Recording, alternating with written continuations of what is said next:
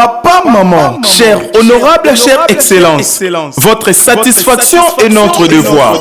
Voici la solution rapide pour toute activité de transactions immobilières en Oji mamacita, Oji mamacita, tu demandes de qui de moi de nous pour t'acheter des cimasa. Vas-y mamacita, Oji mamacita, en plan ensemble je t'ai dit je t'aime à travers le mininga. Oji mamacita, tu demandes de qui de moi de nous pour t'acheter des cimasa. Oji mamacita, en plan ensemble je t'ai dit je t'aime à travers le mininga. Quand je pense à toi je suis pas allé, je suis BG encore. Tu t'en fous de mes reproches et de mes erreurs qui sont moches. La bonne j'arrange mes souvenirs dans la rage de garage. Quand je suis dans le Mbote bandeko mbote libota na ngai esengo mingi ya kopresente biso ndako oyo en étage eza na deux appartements moko na se moko likolo, il y a deux chambres na se et il y a trois chambres likolo eza ndako bazotonga sika ekomi déjà na niveau ya finition mais propriétaire azo tiango na marché yango toye kopresente bino mpona ba oyo batalaka biloko na biso basepelaka na biloko na biso bameka lisusu kotala et puis oyo akozala intéressé abenga biso to solola to bimana libanda to tala pe quartier. Voilà donc awa lupangu to ali boso lupangu eza na avenue principale donc oyo eza avenue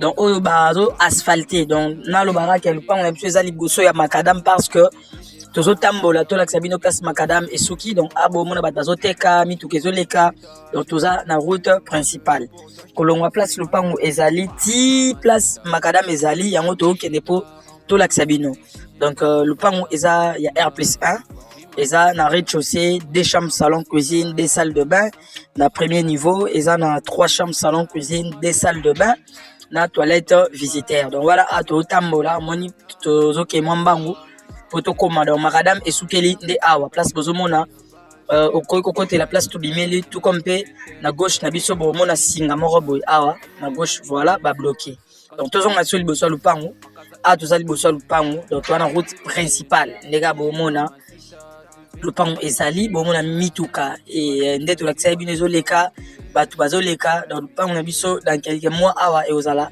na principal parce que macadam ezosalema bomona mituka ndenge ezoleka tokota na kati ya lupangu tokoti na kati ya lupangu toyaki kotala oyo tolakisaki bino na ebandeli avant tokende kolakisa macadam yango oyo donc par rapport ya dimension lupangu na biso eza 12 mètres x 15 na bandeli bien lupangu eza 12 mètres x 15 na ndako ya kitoko oyo bomoni donc etikali kaka misala ya mikie po esila et misala oyo etikali awa na misala oyo esalami déjà eleki ebele parce que batongeli yo ndako batie déjà crépissage donc bacrépir déjà batieli yo déjà na baplafond yo eloko etikali kaka caro na se bafinition mike baporte tout là oza mobimba et nalobi lupango eza 12 mètres x 15 et na des appartements na rez-de-chaussée et puis na likolo wana tokoluka sikoyo mpe totambola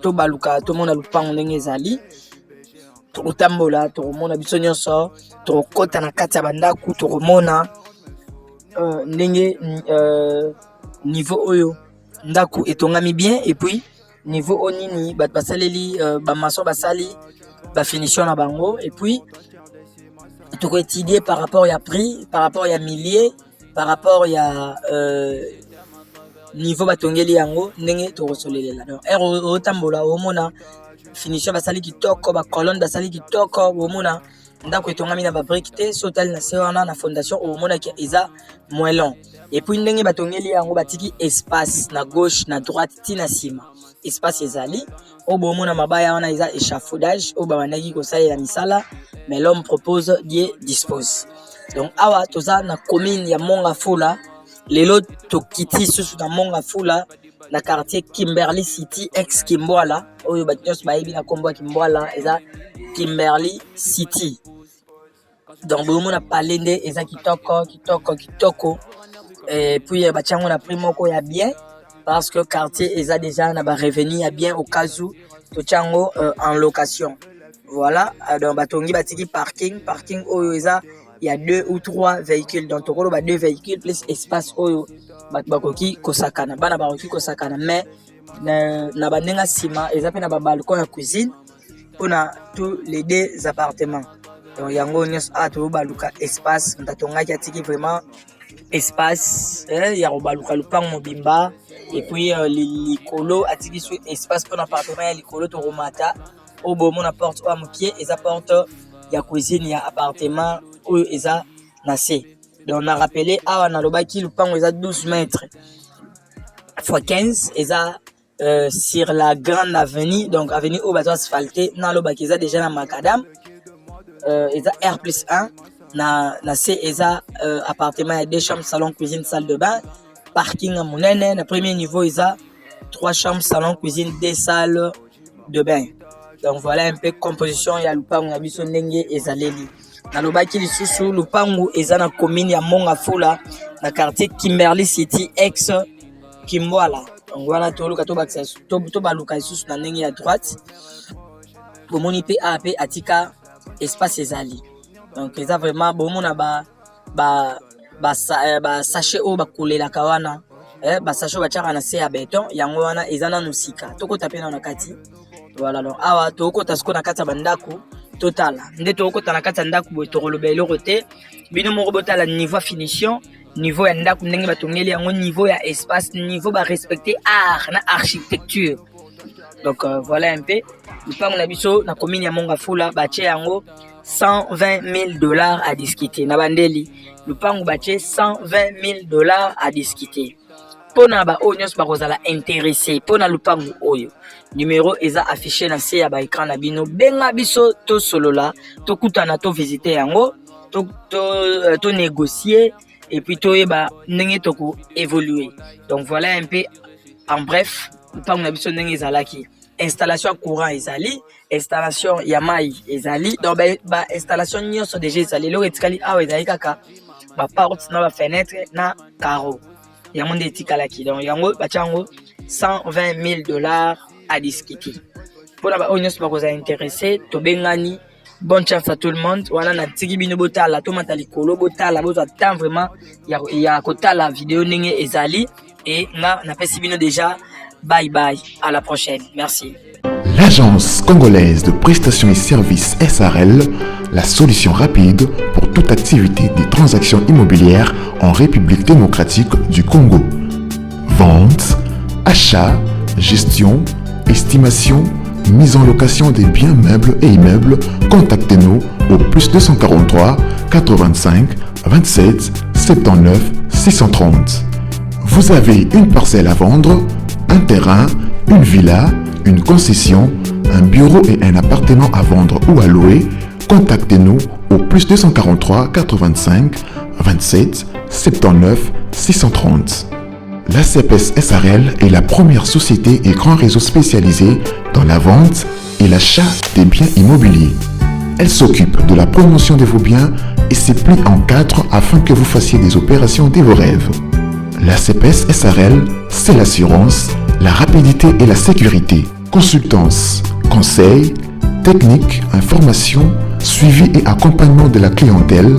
Contactez-nous au +243 85 27 79 630. Pour plus d'informations, visitez-nous sur le www.acpssrl.com.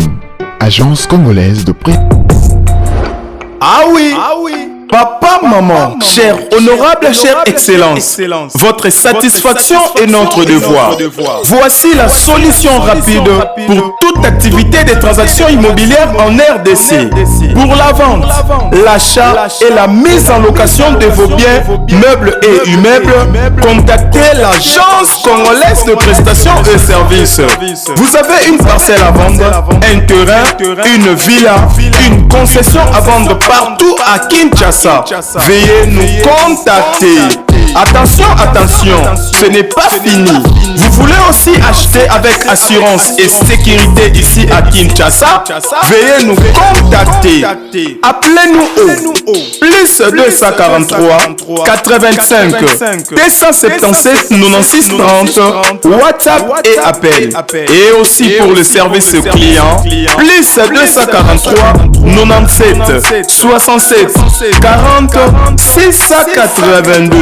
Nos bureaux, nous sommes à Kinshasa, Gombe, Gare Centrale. Et aussi, n'oubliez pas, nous sommes à Kinshasa, Ngaliema, Mimosa, Rond-Point, Brikine. L'agence congolaise de prestations de services, la solution rapide pour toutes vos activités de transactions immobilières.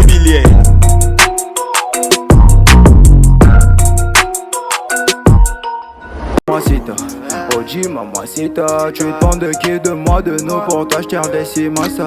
Vas-y mamacita, Oji mamacita. En plan ensemble, je t'ai dit, je t'aime à travers le Mininga. Oji mamacita.